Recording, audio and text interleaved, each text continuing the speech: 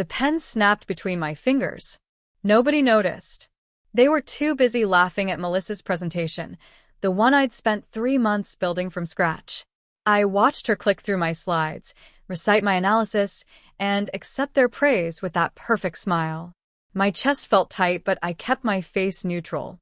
The VP leaned forward, nodding enthusiastically. "Melissa, this is brilliant. You've potentially saved this company millions." She brushed imaginary dust off her blazer, soaking in the applause. I sat there, invisible as always, holding the broken halves of my pen. My hands were shaking, but I kept them under the table. "Don't make a scene," I told myself. "Not here. Not now." But something shifted inside me during that meeting. Something cold and sharp that I'd kept buried for too long. As everyone filed out congratulating Melissa, she glanced my way. Just for a second. Her eyes said everything. "You're nobody. Who would believe you anyway?" I gathered my notebook slowly, methodically. My face stayed calm. Professional. But I know my eyes changed that day. They stopped looking defeated. They started planning.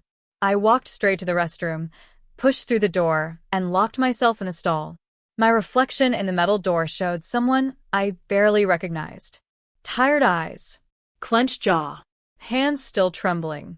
I pressed my palms against the cold wall, breathing slowly, forcing the tears back down. They only see me when they need my work, I thought. The restroom door swung open. Voices echoed off the tiles. "Did you see her face?" Melissa's voice, sharp with amusement. She just sat there like a little mouse. Probably doesn't even realize what happened. Laughter followed. "Your quiet little assistant never speaks up anyway. What's she going to do? File a complaint?" More laughter, fading as they left. I stood there, frozen, listening to their footsteps disappear down the hallway. My hands had stopped shaking. Something inside me went completely still. "Quiet little assistant." The words echoed in my head.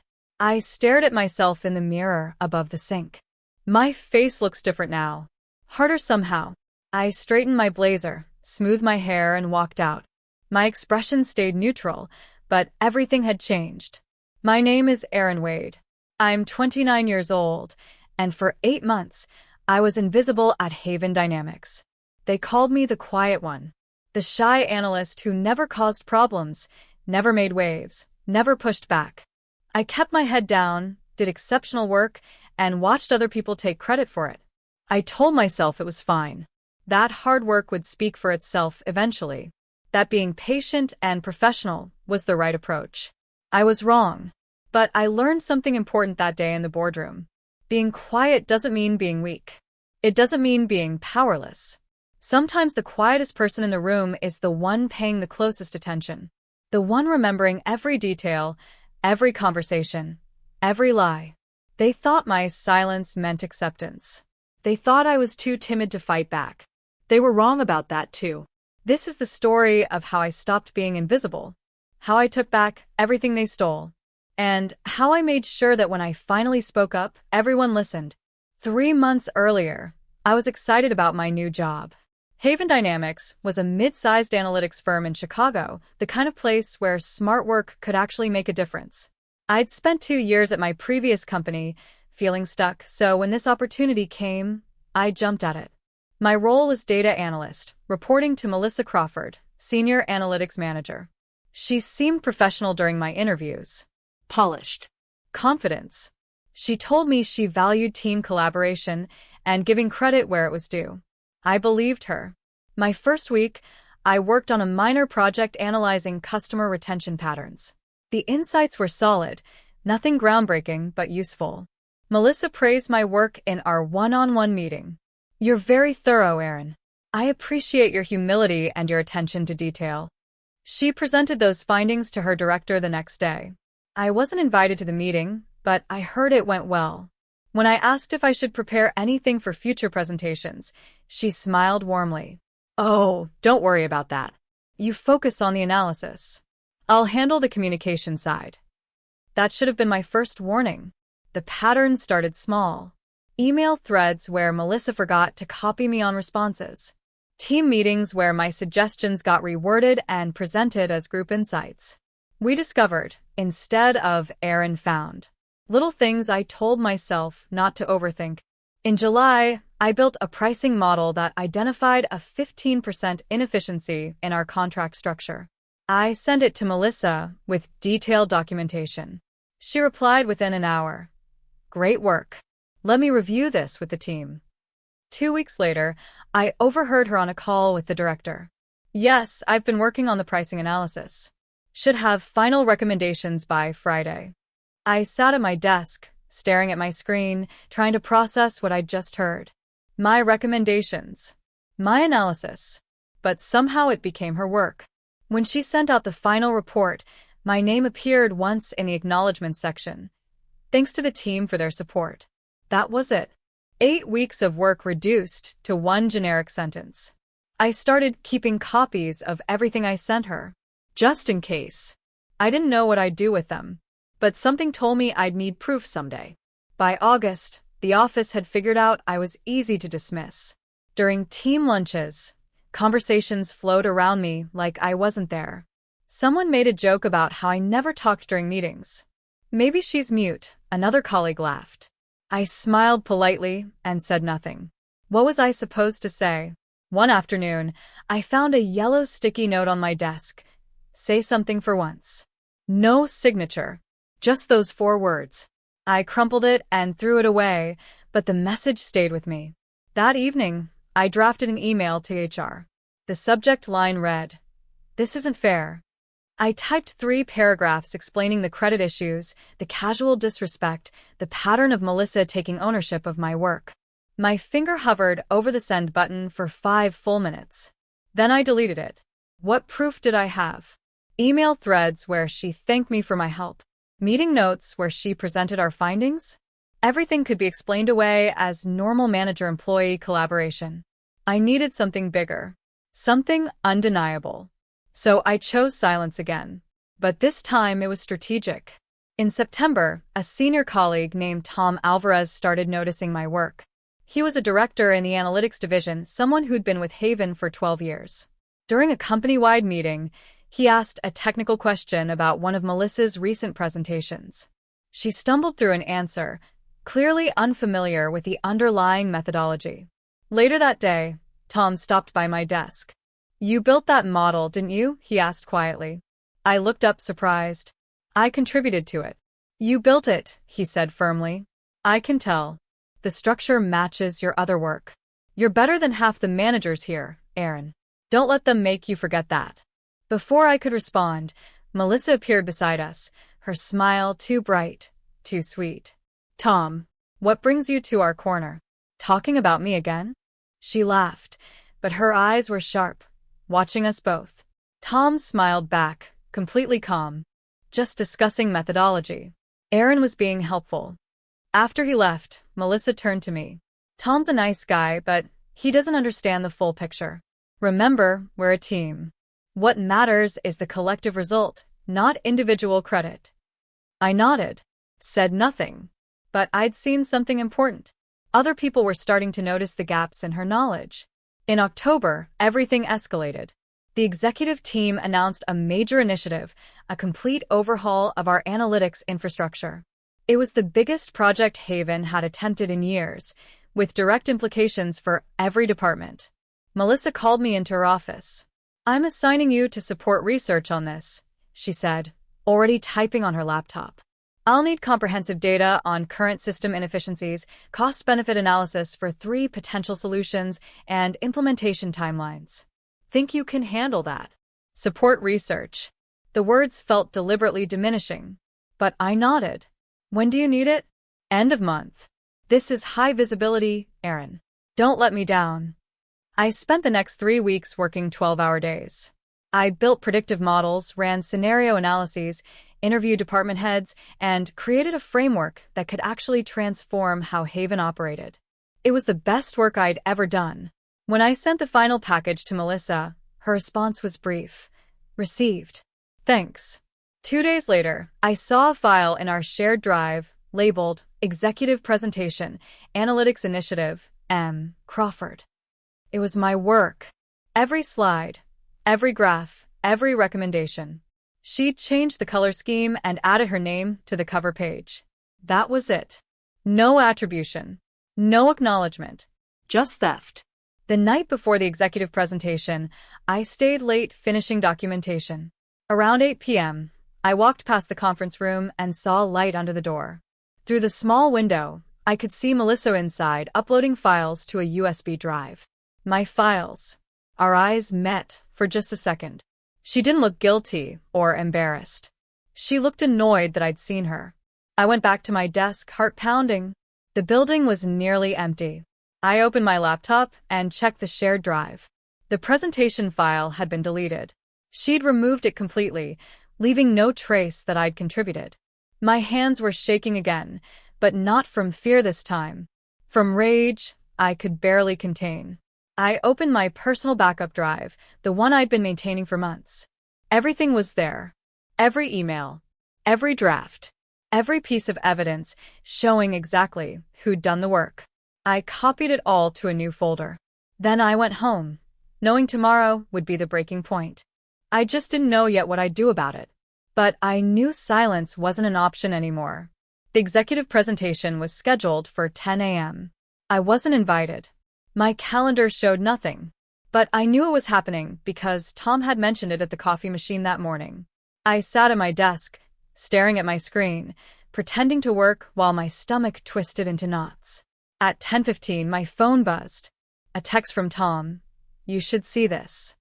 I didn't respond. At 10:30, I heard laughter echoing from the executive floor. At 11, people started filtering back to their desks. Melissa walked past my cubicle without looking at me, surrounded by colleagues offering congratulations. I kept my eyes on my monitor, but I heard every word. "Brilliant presentation. You saved the company millions. How did you put it all together so fast?" She soaked it in, her voice floating above the others, modest but pleased.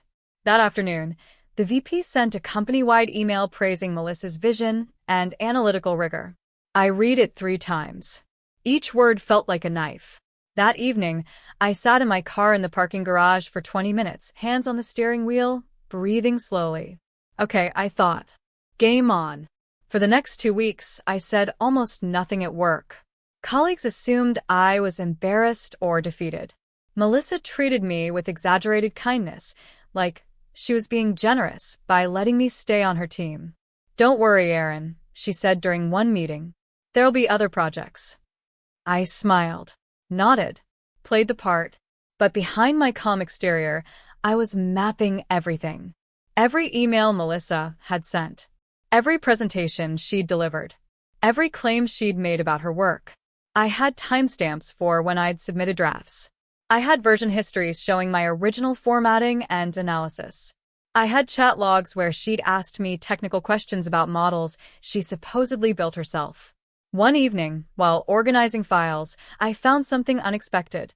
A folder in our shared department drive that I wasn't supposed to have access to. Someone had accidentally changed the permissions during a system update.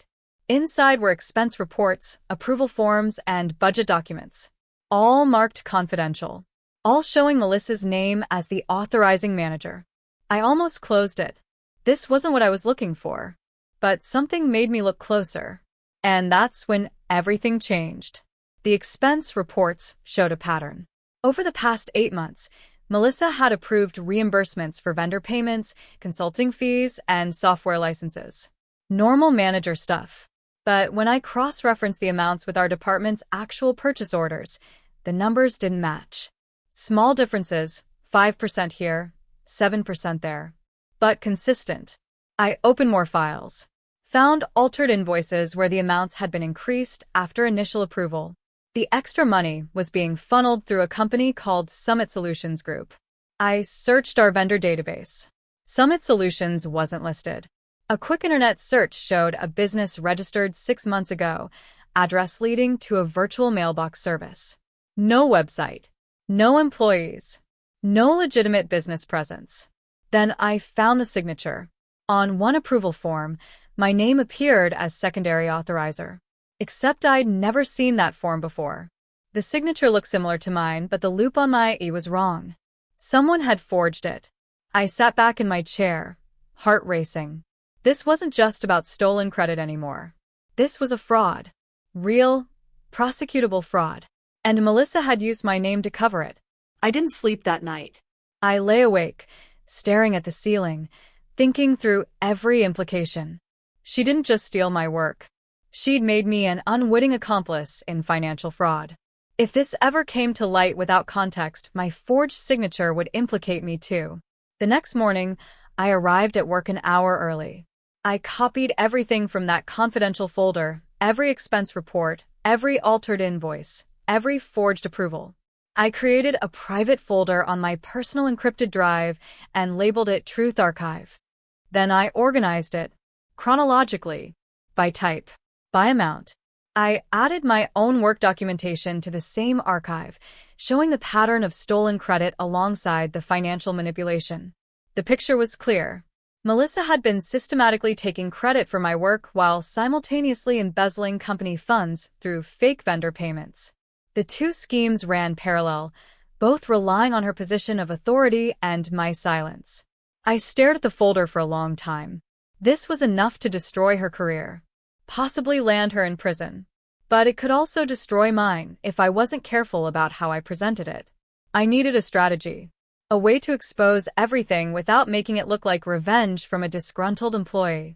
I needed to be smarter than she'd ever been. I became even quieter, more invisible than before. When Melissa asked me to pull data for her next proposal, I did it without complaint. When she forgot to include me in meetings, I said nothing. When colleagues made jokes about the quiet girl, I smiled politely. They thought I'd given up. Melissa certainly did. She started getting bolder, using my analysis openly without even the pretense of acknowledgement. In early November, she pitched a new client strategy built entirely on my market research. She presented it in a meeting I wasn't invited to, but Tom told me about it later. "She's taking advantage of you," he said quietly. "You know that, right?" I nodded. "I know. Then why don't you say something?" "I'm working on it," I replied. He looked concerned, but didn't push. That week, I stayed late 3 nights in a row. Officially, I was catching up on routine analysis. Actually, I was printing documents. Hundreds of pages. Expense reports with Melissa's signatures. Invoices showing the alterations. Email chains proving I'd done the work she claimed. I organized everything into a comprehensive file, methodical and chronological. No emotion. Just facts. Just proof. Nobody questioned why I was working so late. The quiet girl, putting in extra hours. Exactly what they expected from someone trying to prove herself. Tom found me in the copy room one evening, surrounded by file folders and printed spreadsheets. He glanced at the documents, then at me. His expression shifted. "Erin, what are you doing?" "Research," I said calmly. He closed the door. "That looks like evidence." I continued organizing papers. "It is." "Be careful," he said, his voice low and serious. "People like Melissa, when they fall hard. But they take others with them. Make sure you protect yourself." I looked up at him. "That's exactly what I'm doing. Making sure she can only trip herself." He studied me for a moment, then nodded slowly. "If you need anything, a witness statement, someone to back up your timeline, let me know. I've seen enough to know something's wrong."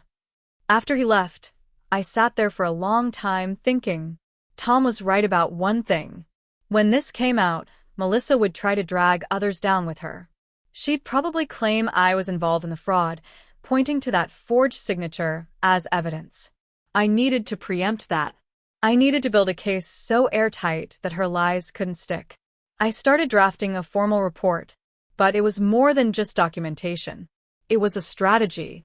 I spent the next 2 weeks building the most comprehensive document I'd ever created. It had 3 sections. The first detailed Melissa's pattern of taking credit for my work, with emails, timestamps, and version histories showing original authorship. The second outlined the financial fraud, with expense reports, altered invoices, and payment records for Summit Solutions Group. The third addressed the forged signature with handwriting analysis, showing the differences and documentation proving I'd never been involved in vendor approvals. Everything was factual, chronological, emotionless. I included nothing that couldn't be verified independently. No accusations beyond what the evidence proved. No personal grievances or character attacks.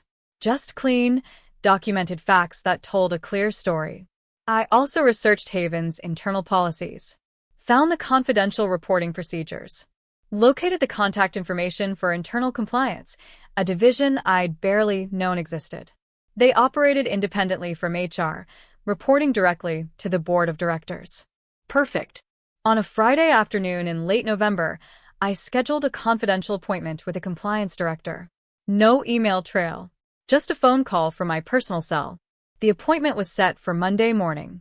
I had one weekend to make sure I was ready, to make sure I could actually go through with this. Sunday night, I barely slept, but Monday morning I was ready. The compliance office was on the third floor, a section of the building I'd never visited. The director, a woman named Patricia Holmes, was in her 50s with sharp eyes and an expression that gave nothing away. I sat across from her desk, my thick folder of evidence resting on my lap. "Thank you for seeing me," I started. "I've discovered some serious issues that need investigation." Patricia leaned forward. "What kind of issues?" I handed her the folder. "Credit theft and financial fraud. Both involve my manager, Melissa Crawford." For the next 90 minutes, I walked her through everything. She took notes, asked clarifying questions, and examined the documents with careful attention. Her expression never changed, but I could tell she understood the implications. When I finished, she set down her pen and looked at me directly. "You realize this could end careers. Multiple careers, depending on who else is involved." "It should only end the ones that deserve it," I said steadily. "And you're prepared for the fallout? The scrutiny? Melissa will likely claim you're involved in the fraud, especially given this forged signature." "I know. That's why I documented everything showing I wasn't." Patricia studied me for a long moment. "This is thorough work, Erin. Very thorough. We'll need to verify everything independently, but if this holds up under audit, it's serious." She paused. "Then buckle up, because this is going to get complicated fast." For 3 days, nothing happened. I went to work, did my job, and pretended everything was normal. Melissa asked me to prepare data for an upcoming client pitch. I did it without complaint. But underneath the calm surface, my nerves were shredded. Had I made a mistake? Was compliance taking this seriously? Thursday morning, everything changed. I arrived at 9 to find 2 people I didn't recognize in the conference room with our CFO. They wore business suits and carried leather folders. Auditors. Melissa walked past my desk at 9:30, her usual confidence slightly dimmed. She kept glancing toward the executive floor, her phone clutched in her hand. By 10, rumors were spreading. Something about a surprise audit. Financial review. Nobody knew the specifics, but the tension was obvious. At 11, my phone rang. Internal line. "Erin Wade? This is Patricia Holmes. Could you come to my office, please?" My hands started trembling as I stood up. Colleagues watched me walk toward the elevators. I could feel their eyes, hear their whispered speculation. The elevator ride felt endless. When I reached Patricia's office, she wasn't alone. The CEO, Franklin Hayes, sat in one of the chairs. My stomach dropped. "Sit down, Erin," he said. His voice was neutral, impossible to read. I sat, trying to keep my hands steady. This was it. The moment everything either worked or fell apart completely. Franklin looked tired. He had dark circles under his eyes and the expression of someone who'd just learned something unpleasant. "Ms. Wade, I've been briefed on your report. I need to understand your role in certain financial transactions." My heart pounded, but I kept my voice steady. I had no role in any financial transactions. I'm a data analyst. I don't have approval authority for expenses or vendor payments. Your signature appears on several authorization forms. "Forged," I said firmly. "I can provide handwriting samples and documentation showing I was never included in vendor approval processes." I've never even seen those forms before last week. Patricia slid a paper across the table. Can you sign this for comparison? I signed my name carefully. The difference from the forged signature was obvious. The loop on the E, the spacing, the pressure. Franklin examined both. Then he looked at Patricia. She nodded slightly. He turned back to me. The auditors are reviewing everything you provided. If this is substantiated, and it appears likely that it will be, this is a serious situation. I need to know, why didn't you report this sooner? I met his eyes. Because until I found the financial fraud, I only had credit theft. Unprovable. Easy to dismiss as a personality conflict. I needed something concrete. He was quiet for a moment. We'll be in touch, he said finally. In the meantime, discuss this with no one. I nodded and left, my legs barely holding me up. The office felt different after that meeting. People walked quietly, spoke in hushed voices. The energy had shifted from normal workplace routine to something tense and uncertain. Melissa stopped coming to the office. Her desk remained empty, her computer locked. Nobody said anything official, but everyone knew something serious was happening. Tom caught me by the coffee machine Friday afternoon. Are you okay? He asked quietly. I nodded. I think so. This is about what we discussed, isn't it? What you were working on. I can't talk about it. He squeezed my shoulder briefly. You did the right thing. Whatever happens, remember that. That afternoon, an email went out from HR to the entire company. Subject: Internal investigation. The message was brief. Haven Dynamics is conducting an internal investigation into potential policy violations. All employees are required to maintain confidentiality regarding any aspects of this matter. Questions should be directed to Human Resources or Internal Compliance. I read it 3 times. Policy violations. Such careful, neutral language. But everyone understood something big was happening. The quiet speculation continued all week. Colleagues whispered theories. Someone heard the auditors mention fraud. Someone else saw Melissa being escorted from the building. I said nothing, just kept my head down and worked, invisible as always, waiting for whatever came next. The announcement came exactly 1 week after the auditors arrived. Company-wide email from Franklin Hayes, sent at 8 a.m. on a Tuesday. After a thorough internal investigation, Haven Dynamics has terminated the employment of Melissa Crawford, Senior Analytics Manager, effective immediately. This decision followed the discovery of serious policy violations including data manipulation and falsified financial reporting. All projects previously attributed to Ms. Crawford are being reviewed for accuracy and proper attribution. We take these matters extremely seriously and have implemented additional oversight procedures to prevent future occurrences. I read it 3 times, hands shaking slightly. It was real. Actually real. My phone buzzed immediately. Text from Tom. Justice. Around the office, reactions ranged from shock to satisfaction. Melissa hadn't been popular, but this was still dramatic. 2 colleagues stopped by my desk. Did you know about this? One asked. She was your manager.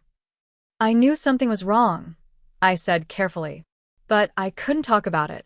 That afternoon, another email arrived. This one directly to me from Franklin Hayes. Ms. Wade, I'd like to meet with you tomorrow morning at 9.